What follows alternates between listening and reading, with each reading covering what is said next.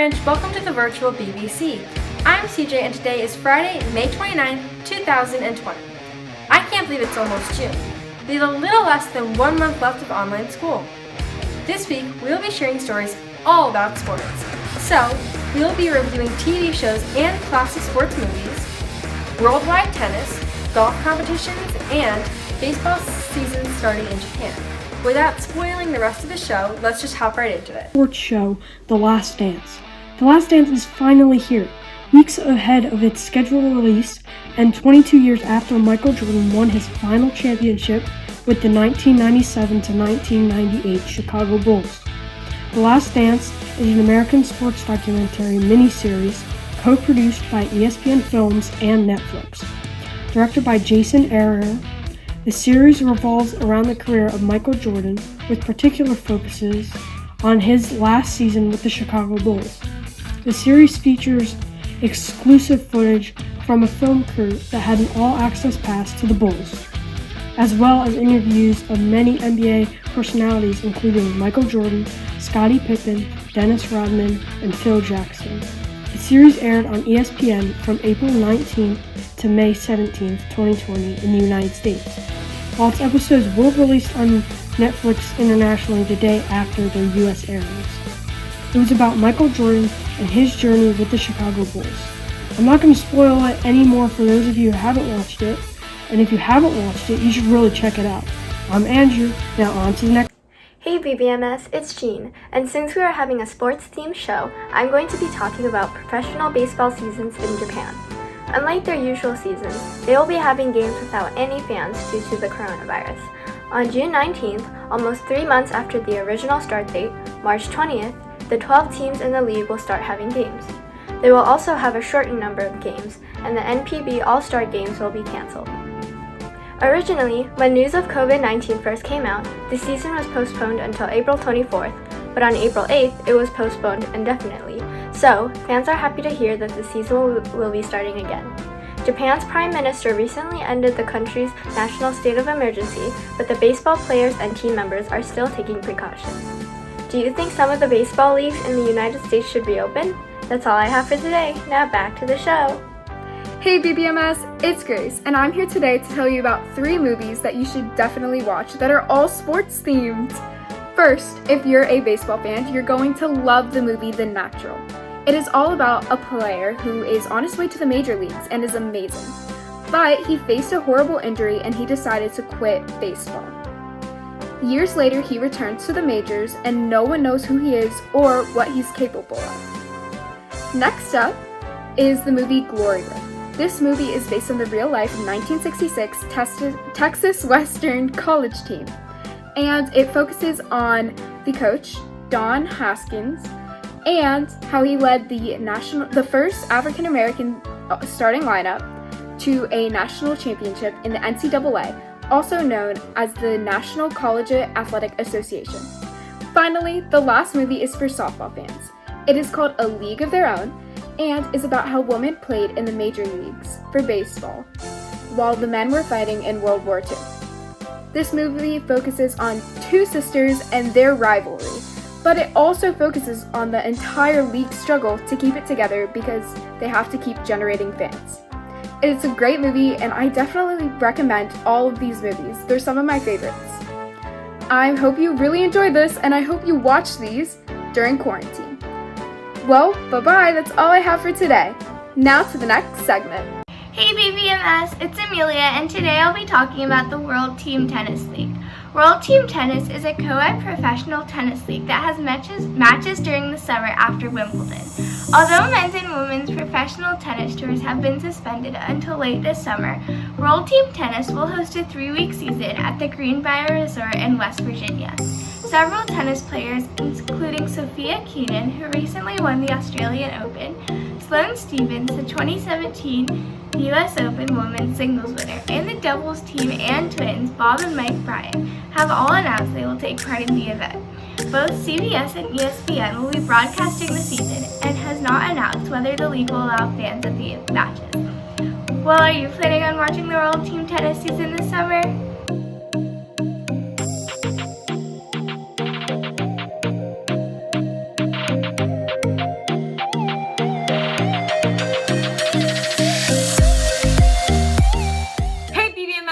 welcome back to the newest edition of This Week in History. Did you know that May is Asian American Heritage Month? Asian American Heritage Month is to recognize the contributions and influence of Asian Americans to the culture, history, and achievements of the United States. In honor of that, this week we'll be talking about some of the earliest contributions made by the Asian Americans to the U.S. In 1849, the first flood of Asian Americans, mostly Chinese, landed in America. Having heard rumors of the California gold rush, more and more Chinese people came in the ensuing decade to look for gold. In 1855, when the gold rush ended, some 20,000 Chinese people were stuck in America. The majority found work building the first transcontinental railroad, a dangerous and back-breaking job with very low wages. On average, they were paid $26 or $400 a month in today's money. Many Chinese workers died from accidents such as avalanches and explosions. This railroad would not have been possible if not for the Chinese labor. The transcontinental boosted the American economy by opening up shipping and migration from East Coast to West Coast and cut down travel time from months to under a week. Even today, most of the railroad is still in operation 152 years later. Despite the significant contribution, the Chinese workers still faced immense discriminations and hardships. When the famous and historic photo of the joining of the railroad was taken, no Chinese person was allowed in the picture. Their effort was almost completely overlooked by America until recent years. 2 years ago, on the 150th anniversary of the finishing of the Transcontinental Railroad, a gathering of the descendants of these Chinese railroad workers finally occurred to recognize and commemorate the Chinese laborers who made the first transcontinental railroad a reality. Well, BBMS, that's all I have for this week. Now back to the news desk.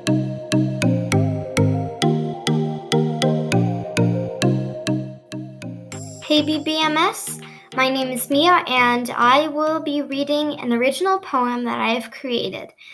It is called Friend, and I hope it shows you that friends will always be there if it is a true friendship. Please enjoy. When thou walk seems a sorrow stand, and thou mind is inescapable. One shall grab the upper hand, and if clarity is what they seek, they are capable. The hand of a friend means not that they lend only a smile, but stand by thy side. No, not stand by thy side, internally bound, not physically unwound in one's argument. No. When thy anger strikes, it cannot overtake the strength of when thou walk seems a sorrow stand, and thou mind is inescapable. One shall grab the upper hand, and if clarity is what they seek, they are capable. With a friend's bound now, if a relationship true, with no end.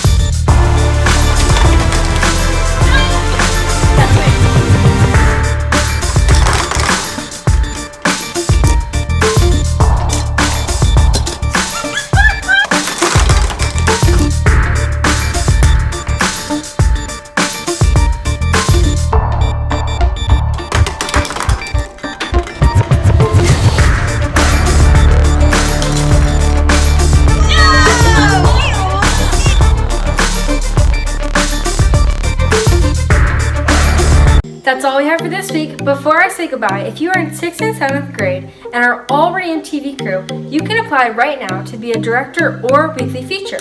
Ms. Sharbaugh sent out an announcement 2 days ago where the forms are. Click that and it will take you to the form to fill out to be a director or weekly feature. The forms are due Monday, June 8th. If you have any questions, contact Ms. Sharbaugh or one of the 6 directors, Grace, Amelia, Shelby, Jean, Andrew, or myself, CJ. Have a fun-filled Friday, BMS. Bye-bye. Chom, chom.